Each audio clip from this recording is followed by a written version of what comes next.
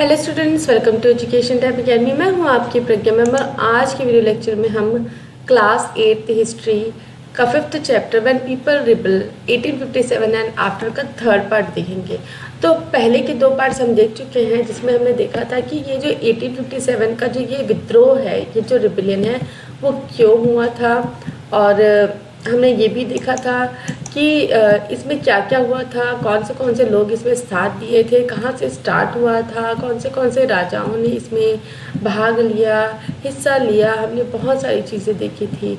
हमने इम्यूनिटी क्या होता है उसके बारे में देखा था, और कहाँ से ये स्टार्ट हुआ, कहाँ से पे ख़त्म हुआ, कौन से राजा है, रानी हैं जिनको इनके इसमें अपना बलिदान देना पड़ा। ये सारी चीज़ें हमने जो पहले के 2 पार्ट्स है उसमें हमने देखा है। तो अब हमको देखना है कि ये जो विद्रोह था उसका रिजल्ट क्या हुआ, उसके बाद जो है ब्रिटिशर्स ने क्या किया।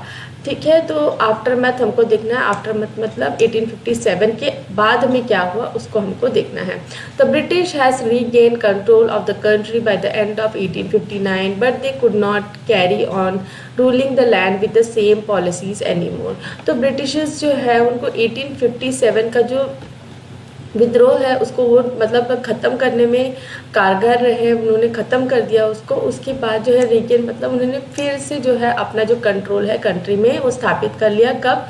1859 के आते आते, मतलब उनको 2 साल लग गए ये जो विद्रोह था उसको ख़त्म करने में। तो but they could not carry on ruling the land with the same policies any more. लेकिन अब क्या हुआ कि वो जिस पॉलिसीज से जो हमारी कंट्री को रूल करते थे, अब वो उस तरीके से रूल नहीं कर पा रहे थे। उनको काफ़ी सारी चेंजेस अपने जो सिस्टम है उसमें करना पड़ा। तो given below are the important changes that were introduced by British, और यहाँ पे दिए हुए हैं बहुत सारे इंपॉर्टेंट चेंजेस हैं जो उन्होंने किए ताकि वो हमारी कंट्री में अच्छे से राज कर सके। और ये आगे दिया हुआ है, इसको देखने से पहले देखिए यहाँ पे पिक्चर दिया हुआ है। यहाँ पे ये दर्शाया जा रहा है British forces capture the rebel near Kanpur. ठीक है, तो ब्रिटिश फोर्सेज जो है कानपुर के पास जो रिबल्स थे, जो विद्रोही थे, उसको क्या है पकड़ लिए हैं। तो यहाँ पे क्या दिखाया जा रहा है, आर्टिस्ट दिखा रहा है कि ब्रिटिश सोल्जर जो है एकदम मतलब वीरता के साथ जो रिबल फोर्सेस है उससे आगे बढ़ते जा रहे हैं। तो हम यहाँ पे जो चेंजेस है उसको देख लेते हैं। The British parliament passed a new act in 1858 and transfer the power of East India company to British crown in order to ensure a more responsible management of Indian affairs. तो यहाँ पे अब क्या हुआ, जो ईस्ट इंडिया कंपनी है उसके power को क्या कर दिया गया, ख़त्म कर दिया गया। तो इससे पहले हमने देखा था कि हमारी कंट्री को कौन रूल कर रहा था, ईस्ट इंडिया कंपनी। तो अब जो ब्रिटिश पार्लियामेंट है वहाँ पे एक नया एक्ट पास किया गया 1858 में। तो उसके मुताबिक क्या है, जो ईस्ट इंडिया कंपनी है उसका सारा जो पावर है वो ब्रिटिश क्राउन को पास ऑन कर दिया जाएगा। क्यों? ताकि जो हमारी कंट्री है उसमें बहुत अच्छे से राज कर जा सके, एक रिस्पॉन्सिबल मैनेजमेंट हो इंडियन अफेयर्स के लिए। A member of British cabinet was appointed secretary of state for India and made responsible for all matter related to the governance of India. तो जो ब्रिटिश कैबिनेट है, जो उनकी जो कैबिनेट है, ब्रिटिशर्स की जो कैबिनेट है, वहाँ से सेक्रेटरी ऑफ स्टेट, ठीक है, इंडिया के लिए अपॉइंट किया गया। और वो क्या है, सारा चीज़ों के लिए रिस्पॉन्सिबल है इंडिया में गवर्नेंस के लिए। ठीक है, जैसे कि हमारी कंट्री में अभी कौन रिस्पॉन्सिबल होता है गवर्नेंस के लिए, प्रेसिडेंट। तो वैसे ही यहाँ पे ब्रिटिश कैबिनेट, यहाँ की इंडियन कैबिनेट नहीं, ब्रिटिश कैबिनेट से एक सेक्रेटरी ऑफ स्टेट इंडिया के लिए अपॉइंट किया गया। He was given a council to advise him called Indian council, और उसको एक काउंसिल ऑफ मिनिस्टर्स दिए गए थे। ठीक है, मतलब कुछ मिनिस्टर्स उनको दिए गए थे, उसको क्या बोल रहे हैं, काउंसिल बोल रहे हैं, उनको एडवाइस के लिए। ठीक है, ताकि वो इंडियन काउंसिल जो है, ठीक है, इसको क्या है, जो ये जो मिनिस्टर्स हैं इनको क्या बोल रहा है, बोला जा रहा है Indian council. The governor general of India was given the title of viceroy, और जो गवर्नर जनरल का जो टाइटल पहले चलता था, अब वो टाइटल को चेंज कर दिए करके क्या कर दिया गया, viceroy, that is personal representative of the crown. तो ये जो वायसरॉय है ये क्या होंगे, पर्सनल रिप्रेजेंटेटिव होंगे क्राउन के, मतलब ब्रिटिश पार्लियामेंट के। दो this measures British government accepted direct responsibility for ruling the country. तो अब ये जो उन्होंने तरीका अपनाया, जो ब्रिटिश पार्लियामेंट है वहाँ से जो एक्ट पास हुआ उसके मुताबिक क्या है, जो ब्रिटिश गवर्नमेंट है वही रिस्पॉन्सिबल होगी इंडिया को रूल करने के लिए। अब उसके बाद देखेंगे सेकंड पॉइंट है all ruling chiefs of the country were assured that their territory would never be annexed in future. Annex मतलब छीन लेना। तो जितने भी रूलिंग चीफ्स थे हमारे कंट्री में उनको ये सांत्वना दी, ये अश्योर करके रखा कि भाई कोई भी उनकी टेरिटरी जो है उनको धोखाधड़ी से या ब्रिटिशर्स कैसे भी तरीके से नहीं छीनेंगे। They were allowed to pass on their kingdom to their heirs, ठीक है जो उनके उत्तराधिकारी है, तो जो भी उनके किंगडम्स है उनको वो पास कर सकेंगे अपने हायर्स को, इंक्लूडिंग है ना इसमें अडॉप्टेड सन भी रहेंगे। जैसे कि हमने इससे पहले देखा कि तात्या तोपे है उनको अपना राज्य नहीं मिल रहा था, रानी लक्ष्मीबाई है उनको अपना राज्य नहीं मिल रहा था, ठीक है। तो however they were made to acknowledge the British queen as a sovereign paramount. लेकिन क्या है उनको क्या एक्नॉलेज करना पड़ेगा, उनको क्या मान के रहना पड़ेगा, जो ब्रिटिश क्वीन है वो उनकी रानी है, ठीक है। मतलब वो उनके एक मतलब उनकी सबसे मेन जो हेड है ये उनको मान के चलना पड़ेगा। Thus the Indian rulers were on hold their kingdoms as subordinate of British crown। तो जो अब इंडियन रूलर्स है उनको अपना किंगडम कैसे हासिल करना है कि मतलब वो उनके क्या है सबॉर्डिनेट है, ठीक है। तो उनके सबॉर्डिनेट है, इस तरीके से उनको अपना किंगडम में राज करना है।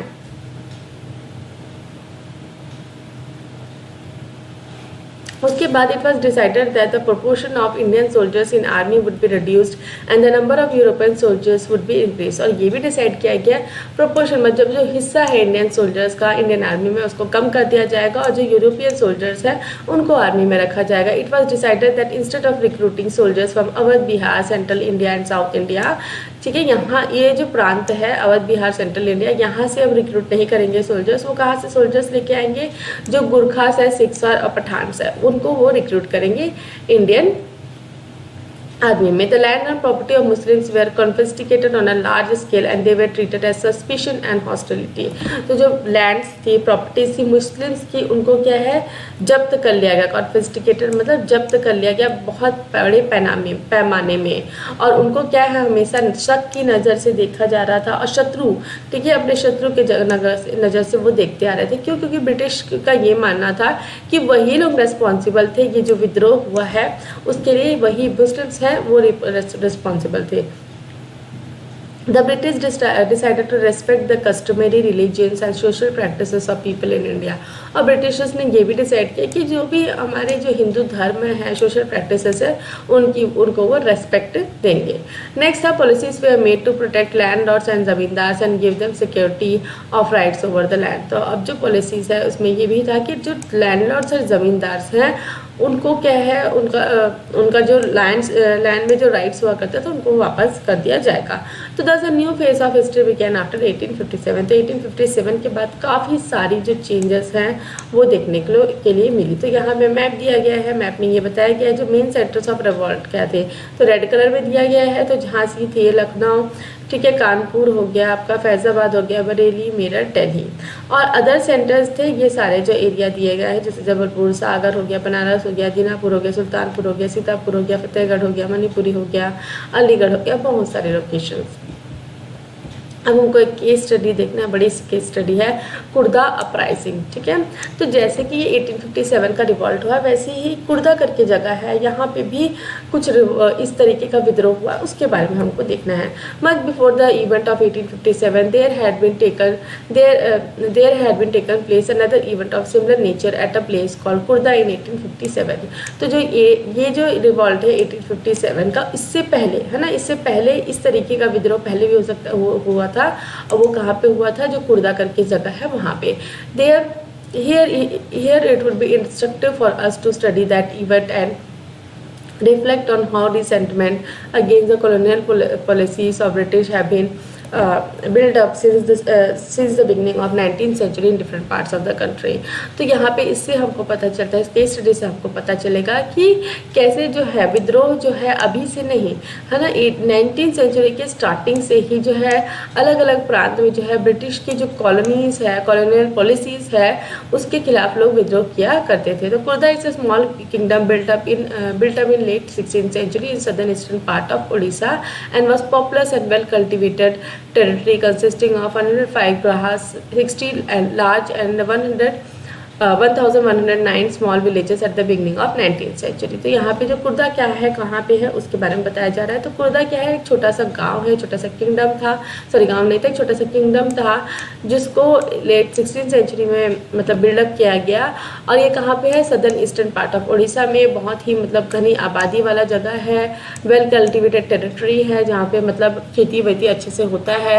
और यहाँ पे क्या है, 105 ग्रास है, 60 लार्ज और स्मॉल लार्ज विलेजेस हैं और 1109 स्मॉल विलेजेस है, ठीक है, बिगनिंग ऑफ 19th सेंचुरी में। इट्स किंग राजा बीरा किशोर देव had to earlier give up the position of 4 parghanas, the superintendents of Jagannath temple and administration of 14 गृहतस princely states to Maratha under compulsion. तो अब क्या हुआ, 19th सेंचुरी, ठीक है, जो यहाँ का राजा था, राजा बीरा किशोर देव, इसको क्या है, अपना जो 4 परगनास है, इसका जो अधिकार है, उत्तरी अधिकार है, वो क्या है, इनको मराठास को देना पड़ा। क्या क्या मराठास को देना पड़ा, 4 परगनास देना पड़ा। और जो जगन्नाथ मंदिर का जो सुपरिंटेंडेंस है, मतलब उनके जो राइट्स था कि वो जगन्नाथ मंदिर में रूल नहीं, मतलब वहाँ का जो मतलब कैसे भगवान को पूजना है, ये सब जो उनका जो एक सुपरिंटेंडेंट का जैसे वो काम कर रहे थे, वो उनको क्या है, मराठास को देना पड़ा। और एडमिनिस्ट्रेशन ऑफ 14 गृहतस, ठीक है, ये भी मराठास को उनको देना पड़ा। हिज सन एंड सक्सेसर, जो इनका बेटा था और इनका जो सक्सेसर था, Mukul Dev third, was greatly disturbed with this loss of fortune, ठीक है। तो मुकुल देव टू जो थे, वो उनको बहुत ही बुरा लगा, उनका मतलब बहुत ही डिस्टर्ब हो गए थे। ये जो उनका जो फॉर्च्यून था, उनकी जो शान थी, वो क्या है, वो मराठास को उनको देना पड़ गया। Therefore, sensing an opportunity in Anglo-Maratha conflict, he had entered in negotiation with British to get back his lost territories and rights over the Jagannath temple। तो अब क्या है, उसने क्या सोचा कि जब एंग्लो मराठा कॉन्फ्लिक्ट हो रहा था, मतलब इंग्लिश पीपल और मराठा के बीच में जो कॉन्फ्लिक्ट हो रहा था, वॉर हो रहा था, तब उसने ये सोचा कि ये एक अपॉर्चुनिटी है, वो ब्रिटिशर्स के साथ मिल जाता है, ठीक है, और उनसे एक नेगोशिएशन कर लेता है, उससे एक समझौता कर लेता है कि ब्रिटिश जो है उनके, वो ब्रिटिशर्स को हेल्प करेगा और ब्रिटिशर्स जो है उनको हेल्प करेंगे कि वो जो उनकी लॉस्ट टेरिटरीज है और राइट्स है जो जगन्नाथ टेम्पल के, वो उनको वापस दिला दे। But after the occupation of Orissa in 1803 the British showed no inclination to oblige him on either sport. तो लेकिन जो है, अब जब ब्रिटिशर्स ने उड़ीसा में कब्जा कर लिया 1803 में, ब्रिटिशर्स ने कुछ भी मतलब उसके तरफ झुकाव नहीं दिखाया कि वो उनका जो नेगोशिएशन था, उनका जो समझौता था, उसको पूरा करें। Consequently, in alliance with other feudatory chief of Odisha and secret support of Marathas, he tried to assert his rights by force। तो फिर भी वो क्या करता है कि मतलब इसका नतीजा ये होता है कि वो जो भगोड़े जो चीफ्स थे उड़ीसा के, ठीक है, जो हारे हुए चीफ्स थे उड़ीसा के, और उन्होंने मराठा से भी सपोर्ट लिया, सीक्रेट सपोर्ट लिया, जो मराठास के कुछ चीफ्स रहे होंगे उनसे, ताकि वो अपना जो राइट है उसको फोर्स से ले सके, मतलब अलग से ताकत लगा के अपना जो राइट्स है उसको ले सके। This led to his disposition and annexation of his territories by the British. और इससे क्या है, ब्रिटिशर्स को गुस्सा आ गया और उन्होंने क्या है, उनकी जो टेरिटरीज है उसको अपने कब्जे में रख लिया। As a matter of consolidation he was only given rights of management of the Jagannath temple with a grant amounting to near 1/10 of the revenue of his former state and his residency was fixed at Puri. अब भाई एकदम मतलब ऐसे ही दे दिया उसको कि तुम थोड़ा सा ले लो करके, मतलब उसका मन रखने के लिए, मतलब वैसे टाइप का दे दिया उसको। क्या दिया भाई, सिर्फ राइट्स दे दिए, जो मैनेजमेंट था जगन्नाथ टेम्पल का, और उसका जो रहने का जो एरिया है उसको फिक्स कर दिया, कहाँ पे, पूरी कर दिया। और उसमें जो जगन्नाथ टेम्पल से जो रेवेन्यू मिलता था, उसको सिर्फ और सिर्फ 1/10 ऑफ जो रेवेन्यू है उसको वो रख सकते थे। This unfair settlement commenced an era of oppressive foreign rule in Odisha which paved the way for a serious army uprising in 1817। तो ये जो अनफेयर सेटलमेंट हुआ ब्रिटिशर्स और मुकुल देव के साथ में, इससे क्या हुआ, बहुत ही भयंकर फॉरेन जो ये ऑपरेसिव, ये जो बेकार सा जो फॉरेन रूल है उसके खिलाफ क्या है, बहुत ही सीरियस जो है आर्म्ड अपराइजिंग, मतलब एक रिवॉल्ट होना स्टार्ट हुआ 1817 में। Soon after taking over Khurda the British followed a policy of resuming service tenure. तो इसके बाद जो है उन्होंने कुर्दा को जो अपने कब्जे में लिया, उसके बाद एक पॉलिसीज निकाली जिससे वो जो सर्विस टेंचर्स हैं उनको वो अपने अंडर रख सके। It bitterly affected the lives of ex military of the state the Pikes. तो इससे जो है जो लेबरर कास्ट, ठीक है, एक लेबरर कास्ट है जिसको पाइक्स कहा जा रहा है, ex militias of the state, उनका जो लाइफ है उसको बहुत ही अफेक्ट किया। The severity of the measures was compounded on the account of an unreasonable increase in the demand of revenue and also the oppressive way of its collection. तो यहाँ पे जो उन्होंने क्या किया, जो ब्रिटिशर्स ने, उन्होंने क्या है बहुत ज़्यादा जो टैक्स है, ठीक है, रेवेन्यू है, टैक्स है ना, उसको क्या है बहुत ज़्यादा इंक्रीज कर दिया और एकदम गलत वे में, ठीक है, एकदम ऑपरेसिव मतलब एकदम अत्याचारी वे में उसका कलेक्शन करने लगे। Consequently there was a large scale desertion of people from Khurda between 1805 and 1870। तो इसका नतीजा क्या हुआ, बहुत सारे जो लोग हैं, डिसर्शन मतलब वहाँ से छोड़ के चले गए, वहाँ अब कोई ज़्यादा लोग रहने नहीं आ रहे हैं, ठीक है। तो बहुत सारे लोग जो है वहाँ से छोड़कर चले गए, कुर्दा को छोड़ के चले गए 1805 में और 1817 के बीच में। Yet the British went for a series of short-term settlement, each increasing demands and not recognizing either the productive capacity of the land or paying capacity of the roads. तो यहाँ पे क्या है, वो दिन ब दिन जो है मतलब एक शॉर्ट टाइम सेटलमेंट निकाले जा रहे थे और जो डिमांड्स हैं उनके उसको बढ़ाए जा रहे थे। वो बिल्कुल मतलब देखना ही नहीं चाहते थे कि लैंड जो है प्रोडक्टिव है कि नहीं, वहाँ से उनको उपज आ रही है कि नहीं, बस उनको बस क्या है टैक्स देते रहना है, टैक्स देते जाना है। और पेइंग कैपेसिटी भी नहीं देखते थे, जो पीसेंट्स है, जो रॉयट्स है, उनकी पेइंग कैपेसिटी को भी नहीं देते थे। लो रिनेंसी was shown even in the case of natural calamities। और कोई भी लीनियंसी मतलब छूट, ठीक है, कोई भी छूट नहीं रहती थी अगर कोई नेचुरल कैलेमिटीज आ गई। नेचुरल कैलेमिटीज मतलब जैसे फ्लड हो गया, ड्रॉट हो गया, अर्थक्वेक हो गया, उस पर भी मतलब कोई छूट नहीं मिलता था और उर्जा में हमेशा ये आता है, आज भी आता ही है। साइक्लोन आता है और अर्थक्वेक तो नहीं आता, साइक्लोन्स आते हैं, फ्लड्स आ जाते हैं।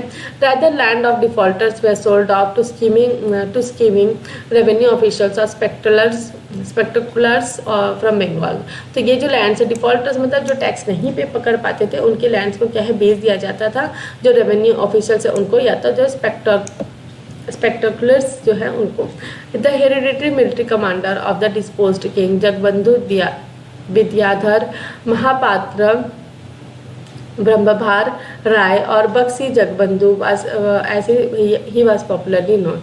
तो जो एक मिलिट्री कमांडर है, ठीक है, जो डिस्पोज्ड किंग मतलब जो हटाया हुआ किंग है, भगाया हुआ किंग है, और उसका एक मिलिट्री कमांडर जिसका बहुत ही बड़ा नाम है, ठीक है, जो उसको शॉर्ट फॉर्म में क्या बोलते हैं, बक्सी जगबंधु, ठीक है। तो उसको वो क्या, उसने क्या किया, बस one of the disposed land holders. तो ये क्या था, एक ऐसा जिसको अपने लैंड से भगा दिया गया था, वैसा ये लैंड होल्डर था।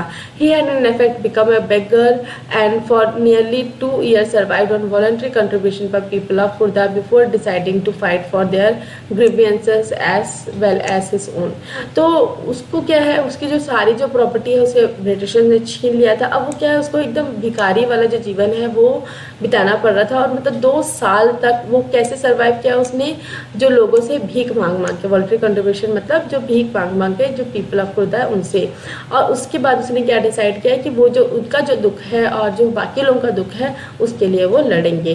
Over the years he had added to this grievances were introduction of sicca in the region, the insistence of payment of revenue in new currency and unprecedented rise in the price of food stuff and salt which had become far stretched following the introduction of salt monopoly, because of which the traditional salt makers of Orissa were deprived of making salt, and the auction of local states in Calcutta which brought in absentee landlords from Bengal to Odisha। तो इतना सारा जो इन्होंने change किया था, जैसे कि उन्होंने सिक्का इंट्रोड्यूस कर दिया और जो है उन्होंने मतलब बहुत ही बढ़ा दिया, प्राइसेस वगैरह है, रेवेन्यू वगैरह है उसको उन्होंने बढ़ा दिया। और जो अब क्या है, जो सिल्वर करेंसी वो लेके आए, उसके बाद जो है पेमेंट उनको करना किस में करना पड़ता था, न्यू करेंसी में करना पड़ता था। फूड स्टफ के प्राइसेस उन्होंने इंक्रीज कर दिए, किन्होंने, ब्रिटिशर्स ने। और जो सॉल्ट है, ठीक है, उसके प्राइसेस भी क्या हो गया, बहुत ज़्यादा बढ़ गए। और जो ट्रेडिशनल सॉल्ट मेकर से उड़ीसा को उनको उनका हक नहीं मिल रहा था, उनको रोक दिया गया, डिप्राइव मतलब रोक दिया गया सॉल्ट बनाने के लिए। अब वहाँ लोकल सॉल्ट नहीं मिल रहा है, बाहर से लाना पड़ेगा, तो ऑब्वियसली सॉल्ट की रेट तो बढ़ेगी ही। और ऑक्शन, जो लोकल स्टेट्स है उसको ऑक्शन कर दिया जाता था कोलकाता में, ठीक है। तो ये सारी चेंजेस जो है उनको उनके दुख का कारण बना। Beside the insensitive and corrupt police system also made the situation worse for armed uprising to take a sinister step. तो यहाँ पे और क्या होता था, जो इनसेंसिटिव थी और जो करप्ट पुलिस सिस्टम था, ठीक है, वहाँ पे जो करप्शन था उसके कारण भी ये जो सिचुएशन है बहुत जल्दी उभर के आया। The uprising was set of on the uprising was set of The uprising was set off on 29 March 1870 as the Pikes attacked the police station and other government establishment at Banpur, killing more than 100 men and took away a large amount of government money। तो ये जो revolt है, ये जो विद्रोह है, कब start हुआ? 29 मार्च 1870 में, जब जो पाइक्स हैं उन्होंने क्या है, पुलिस स्टेशन में हमला किया। कहाँ पे? बानपुर में। बहुत सारे हंड्रेड्स ऑफ मैन को क्या है, किल कर दिया। बहुत सारा जो गवर्नमेंट का प्रॉपर्टी है, मनी है, उसको वो लेके वहाँ से भाग गए। Soon its ripples spread in different directions with Khurda becoming an epicentre. तो कुर्दा इनका सेंटर था और ऐसे छोटे छोटे जो रिवॉल्ट्स है वो बहुत सारी जगह में फैलने लगे। द जमींदार and riots alike join the Pikes with enthusiasm. खुशी खुशी तो है जमींदार और रॉयट्स जो हैं वो भी उनको जो पाइक्स उनको ज्वाइन कर दिए। Those who do not were taken to task, a no rent campaign was also started. तो जो एक नॉन रेंट कैंपेन स्टार्ट हुआ है, मतलब कोई भी रेंट वगैरह नहीं देगा। The British tried to dislodge the paik from their entrenched position but fail. तो ब्रिटिशर्स ने है उन्होंने कोशिश किया कि वो पाइक्स को रोक सके, ठीक है, एंट्रेंस मतलब रोक सकना अपने पोजीशन से, लेकिन वो नहीं रोक पाए।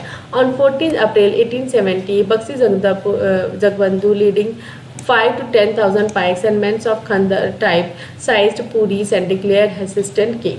तो यहाँ पे assistant king Mukul Dev to as their ruler।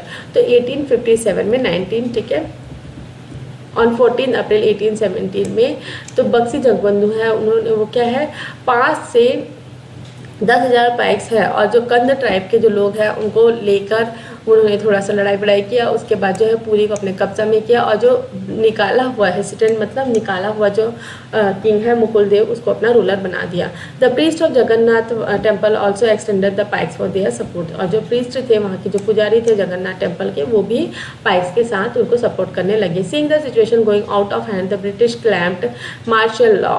ठीक है, तो अब ये जो सिचुएशन है उसको देखें कि हाथ से निकल रहा है, तो ब्रिटिशर्स ने क्या निकाला? Martial law. The king was quickly captured and sent to prison in Cuttack with his son. तो जो राजा है उसमें क्या किया उन्होंने, राजा जो है उसको पकड़ के उन्होंने प्रिजन में डाल दिया, जेल में डाल दिया कटक में उसके बेटे के साथ। The Bakshi with his close associate Krishna Chandra Brahmapal Rai tried to cut off all communication between Cuttack and Khurda as the uprising spread to southern and northwestern part of Odisha। तो जो बक्सी है और उसके जो एसोसिएट है ये जो कृष्णा, उन्होंने क्या किया, कट ऑफ करना चालू कर दिया सारा जो कम्युनिकेशन है जो कटक और खुर्दा के बीच में। ठीक है, तो इससे क्या है जो सदर्न और north western part of Orissa में जो है रिवॉल्ट जो है स्प्रेड होना चालू कर दिया। Consequently the British sent major general Martindell to clear off the area from the clutches of Paiks while at the same time announcing rewards for the arrest of Bakshi Jagabandhu and his associate. तो अब जो है ये सब देखते हुए Britishers ने अपने मेजर जनरल मार्टिन डेल को भेजा उस एरिया में ताकि वो जो पाइक्स है उनको रोक सके और जो उन्होंने अवार्ड रखा, ठीक है, रिवॉर्ड्स रखे कि जो भी बक्सी जगबंधु को लेके आएगा उसके एसोसिएट्स को लेके आएगा उनको प्राइसेस दिए जाएंगे, रिवॉर्ड दिए जाएंगे। In the ensuing operation hundreds of paiks were killed. और ये जो ऑपरेशन है इसमें क्या है बहुत सारे पाइक्स हैं वो मर गए, मारे गए और बहुत सारे लोग जो है जंगल में भाग गए और कुछ है अपने घर लौट आए। ठीक है, डर के मारे। ठीक है, तो डर के बारे जो है वो अपने घर लौट पाए। 10 मई 1870 the uprising was almost contain. तो मई 17 के आते आते जो ये जो रिवॉल्ट है विद्रोह है वो थोड़ा खत्म होने आ गया। हाउएवर आउटसाइड कुर्दा, लेकिन कुर्दा के बाहर it was sustained by Bakshi Jagabandhu. Khurda के बाहर जो है बक्सी जगबंधु ने इसे चालू रखा with the help of supporters like Raja Kujang and unflinching loyalties of paik under his surrender in May 1825। तो उन्होंने जो है जो बक्सी जगबंधु है उसने ये जो अपराइजिंग था उसको कंटिन्यू रखा, किसके सपोर्ट से? राजा कुंजंग और बहुत सारे जो पाइक्स हैं उनके साथ में। ठीक है, On their part, British henceforth adopted a policy of leniency, intelligence and forbearance towards the people of Khurda. तो अब है ना, ये सब देखते हुए जो है ब्रिटिशर्स ने नई पॉलिसी उन्होंने थोड़ा सा दया वगैरह की भावना लेके आए, थोड़ा सा मतलब लोगों के जो कुर्दा के जो लोग हैं उसको अपनी तरफ करने की कोशिश की। The prices of salt was reduce, और इसमें क्या क्या उन्होंने जो सॉल्ट के प्राइसेस है उसको कम कर दिए। Necessary reforms way made in the policy and justice system, और जो मतलब जो नेसेसरी था, जो चेंजेस लाने थे उसको उन्होंने किए, जो वहाँ जो पुलिस है उसको और जो जस्टिस सिस्टम है उसमें। Revenue officials often found to be corrupt were dismissed from service and former landlords were restored on their land. तो जो रेवेन्यू ऑफिशियल्स थे, ठीक है, जो करप्ट पाए गए उनको डिसमिस कर दिया उनके सर्विस से, और जो पहले के जो लैंडलॉर्डर्स हैं उनको उनकी ज़मीन वापस दे दी गई। The son of the King of Kurda, Ramchandra Dev III was allowed to move to Puri and take the charge of the affairs of Jagannath temple with a grant of ₹24,000। ठीक है, जो बेटा था, जो किंग ऑफ कुर्दा का जो बेटा था रामचंद्र देव, उसको पुरी में रहने की इजाज़त दे दी गई, और जो अफेयर्स है जगन्नाथ टेम्पल का उसमें उनको हिस्सा दे दिया गया, और उनको क्या दिया गया, ₹24,000 का ग्रांट भी दिया गया। In sum it was first such popular and anti British armed uprising in Odisha which had far reaching effect on the future of British administration in that part of the country. To merely call it Pike Rebellion, this will be an understatement। तो यहाँ पे ये पहला जो rebellion है, एक तरीके का रिबेलियन था जो ब्रिटिशर्स के खिलाफ में, एंटी ब्रिटिश मतलब ब्रिटिशर्स के खिलाफ में, ताकि जो है ब्रिटिशर्स को एक सबक मिल सके, और इसको क्या कहा जाता है, पाइक रिबेलियन। तो अब हमको देखना है एल्सवेयर। ठीक है, एल्सवेयर मतलब जब इंडिया में ये चीज़ें हो रही थी तो बाहर के देश में भी क्या इसी तरीके का कोई सिचुएशन था। तो हमको देखना है चाइना के बारे में। तो for a heavenly kingdom of great peace, तो यहाँ पे एक पिक्चर दी गई हुई है। ठीक है, while the revolt was spreading in India in 1857, a massive popular uprising was raging in southern part of China। तो जैसा कि रिवॉल्ट यहाँ इंडिया में हो रहा था 1857 में, वैसा ही एक रिवॉल्ट जो है, एक विद्रोह जो है सदर्न पार्ट ऑफ चाइना में भी हो रहा था। It started in 1850 and could be suppressed only by mid 1860। तो ये कब स्टार्ट हुआ, 1850 में स्टार्ट हुआ, और सप्रेस मतलब इसको कब खत्म किया गया, मिड 1860 में। Thousand of labouring poor people were led by Hong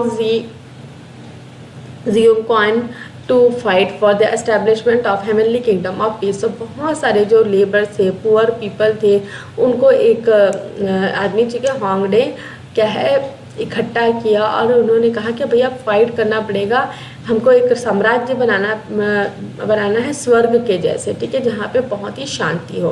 this was known as Taiping rebellion, और इसे क्या कहा जाता है, Taiping rebellion. Hong Xiuquan was a convert to Christianity and was against the traditional religious practice in China such as